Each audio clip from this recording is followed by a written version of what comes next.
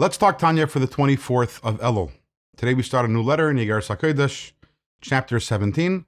Also a letter on the topic of tzedakah, and more importantly, why giving tzedakah is so critical in order to bring the redemption, to bring Mashiach. The Alter Rebbe introduces a pasuk from Tehillim, from chapter 119, where David HaMelech says, L'chol tichla ra'isi kates rechava mitzvascha mi'od. Which, if you translate it very literally, it means L'chol tichla ra'isi kates, for every goal I've seen an end. Rechava mitzvascha mi'od, but your mitzvah is very wide. What does this mean? What does it mean? Rechava mitzvascha mi'od, your mitzvah is very wide. And actually, if you want to narrow it down, there is a question on each one of the words. Rechava, we say that Hashem's mitzvah is very wide. What does it mean wide? It should say Gedolah, your mitzvah is very great. Why would we be describing a mitzvah as wide? The next word, mitzvascha, your mitzvah. If we're talking about the mitzvahs, it should say it in the plural. Rechava mitzvaysecha mi'od. Your mitzvahs are very wide. And the third word, which is mi'od, is very. What is the word very adding over here?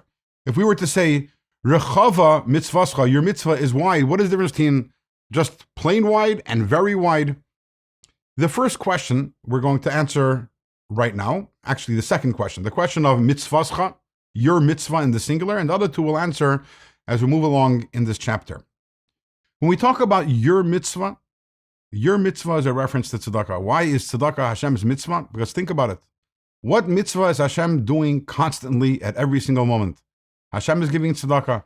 There's the whole system of creation, the higher worlds, the lower worlds, and God is constantly infusing and giving us the energy that we need in all of our needs. So mitzvascha is Hashem's mitzvah. Hashem is constantly giving tzedakah. In the tzedakah that Hashem gives to creation, there are two different forms of tzedakah.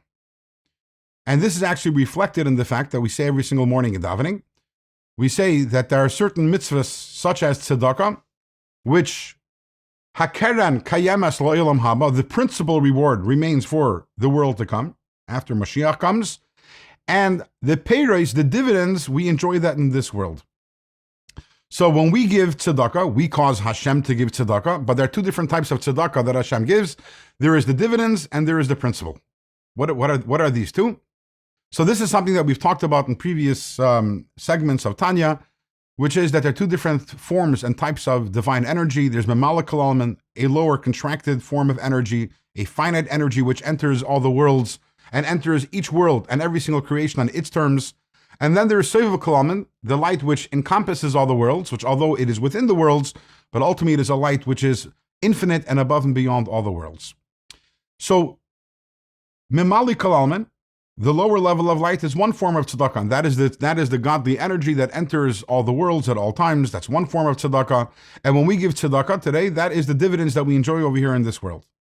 But the primary tzedakah that God gives is something which doesn't appear today, and we can't experience today. We will experience that after Mashiach comes, and that is the higher tzedakah, the seivukal element, the infinite light of God that will be revealed over here in this world when Mashiach comes. And this infinite light is so much greater than the lower form of contracted light. Think about it for a second. Even in Gan Eden, where the souls go after they pass on from this world, so over there, all that's revealed is Mamalakal element, is the lower finite light. And you have souls that have been in Gan Eden for thousands of years. And we know Gan Eden isn't static. We'll talk about this more also in later segments. In Gan Eden, the souls are in a constant state of ascendancy, always moving from one level to higher level to higher level. So souls that are in Gan Eden for 3,000 years, you can imagine how high the level of Gan Eden they are on. And nevertheless, when Mashiach comes, we're going to have the resurrection of the dead. They're going to come back down over here in this world. Why? Obviously, what's going to be over here when Mashiach comes is greater than whatever is in Gan Eden. And it's qualitatively greater. Because again, in Gan Eden is Mamalakal element, the lower finite level of God's light. When Mashiach comes, we'll have the ultimate tzedakah of God, which is the revelation of seivukal element, that infinite light of God over here in this world. In tomorrow's Tanya, we are going to further analyze and discuss and explore that level of tzedakah, the higher level of tzedakah, and of the revelation of godliness we will experience after the resurrection of the dead.